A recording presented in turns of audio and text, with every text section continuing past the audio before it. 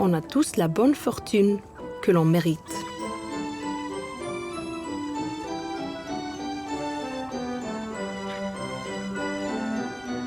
À l'ouest de Grundarfjörður, sur la péninsule de Snæfellsnes, vivaient un frère et une sœur qui s'appelaient Sveinn et Guðrún. Leurs parents étaient morts à 2 ans d'intervalle. Le père était mort en mer et la mère à la suite est tombée malade et décéda après quelques mois. Guðrún avait 19 ans à l'époque et Sveinn était plus jeune de 2 ans. Le frère et la sœur continueront à vivre sur la ferme, bien que certains dans leur voisinage ayant vu cela d'un mauvais œil.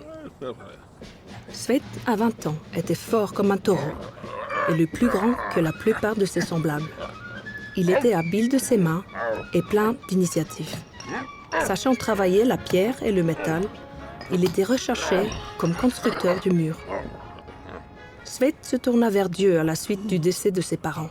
Il était convaincu que les auteurs de ses jours étaient plus heureux au ciel. Il avait toujours le nom de Dieu à la bouche et il avait le paganisme et les superstitions en horreur. La mort de ses parents eut par contre l'effet contraire sur sa sœur. Elle doutait, mais n'exprimait jamais ses pensées à haute voix. Guðrún était chaleureuse, gentille et serviable. Il se passa la chose suivante lorsque la sage-femme devient vieille. Cela l'amena à se déplacer partout dans cette campagne et partout elle était bien accueillie. Elle ne manquait pas d'admirateurs, mais elle repoussait leurs espoirs en affirmant qu'elle ne se marierait pas avant que Sveinn ne prenne femme.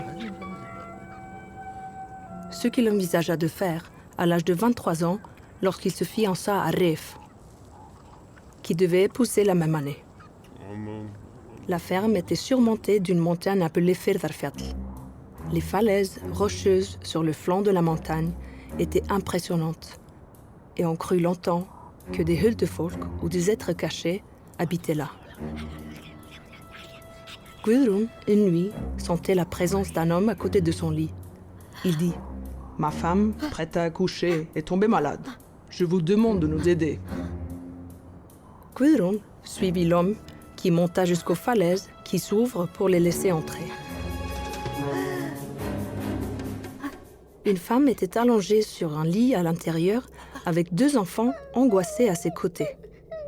La nuit vient. La délivrance fut difficile. Mais une petite fille naquait, au grand bonheur de ses parents soulagés, des enfants et de Guðrún elle-même. Quand la femme s'est remise après l'accouchement, elle mit le bébé sur sa poitrine et dit « Merci Guðrún. Si vous n'aviez pas été là, cela se serait passé autrement. Je vous récompenserai tôt ou tard pour votre serviabilité. » Guðrún retourna ensuite à la ferme. Quand elle se réveilla le jour suivant, elle raconta à Sveinn ce qui s'était passé la nuit précédente. Il répondit brutalement « Ce n'est pas chrétien de croire en l'existence des elfes dans les rochers et les crevasses. » Il comprit que Guðrún n'appréciait pas ses paroles et il ajouta « Ma chère sœur, tu dois me rêver, car tu es aussi prêtre à rendre service la nuit et le jour. » Sveinn était ambitieux. Il voulait construire une église pour s'y marier.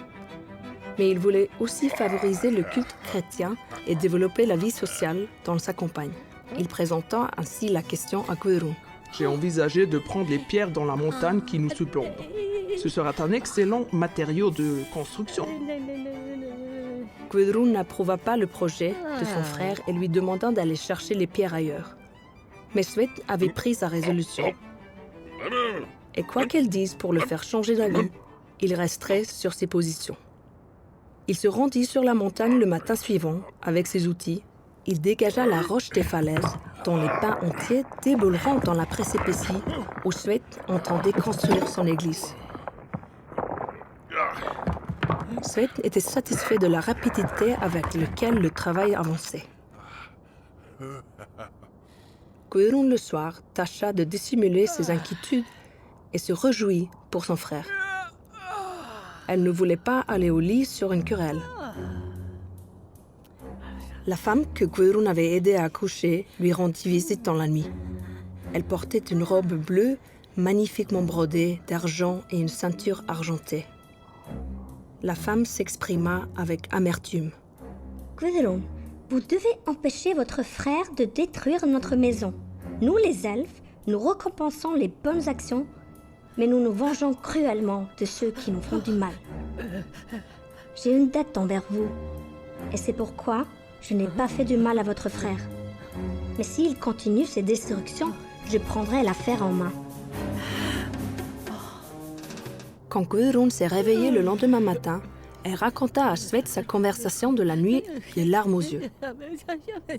Elle le supplia de ne plus prendre de pierres sur la montagne. Il refusa d'en entendre parler et il dit que son anxiété lui donnait des cauchemars. Je n'ai jamais été témoin de la présence des elfes. Il m'est impossible de prendre au sérieux quelque chose qui n'est pas réel et n'existe pas. Gudrun rougit et répondit sèchement. Et pourtant, tu crois en Jésus-Christ, en Dieu et en la Vierge Marie sans avoir la moindre preuve de leur existence, à part d'un vieux livre dont personne ne sait qui en est l'auteur. Svend reconnut qu'un désaccord était apparu entre sa sœur et lui. Il dit « Je continuerai à déplacer les rochers de la montagne jusqu'à la tombée de la nuit. Puis je m'arrêterai définitivement. » Gudrun vit qu'il serait intraitable. Svend partit sur ces mots, mais Gudrun alla chercher l'endroit où elle pensait que son frère avait creusé la roche dans l'espoir de rencontrer la femme elfe. Elle voulait trouver un compromis, mais les elfes demeurant invisibles. Svend alla travailler avec moins d'énergie que le jour précédent. Il pensait à la réaction de sa sœur. Elle ne lui avait jamais parlé sur ce ton. Il s'assit et lorsqu'il sortit ses pensées, il vit une femme au bord de la crête. Elle portait une robe bleue et une ceinture argentée. C'était une très belle femme, mais la colère se lisait sur son visage. Il se rendit compte que c'était la femme elfe contre laquelle sa sœur l'avait mis en garde. Il se leva et il s'apprêtait à lui dire qu'il allait arrêter son entreprise. Mais avant qu'elle ait pu dire un mot, elle fit avec ses bras des mouvements circulaires. Il ne pouvait parler et mit à se tourner de façon incontrôlée, comme une toupie, de plus en plus vite. Sa tête tournait, mais il conserva son équilibre. Son environnement s'est dissous en une palette de couleurs. Cela continua jusqu'à la fin de la journée.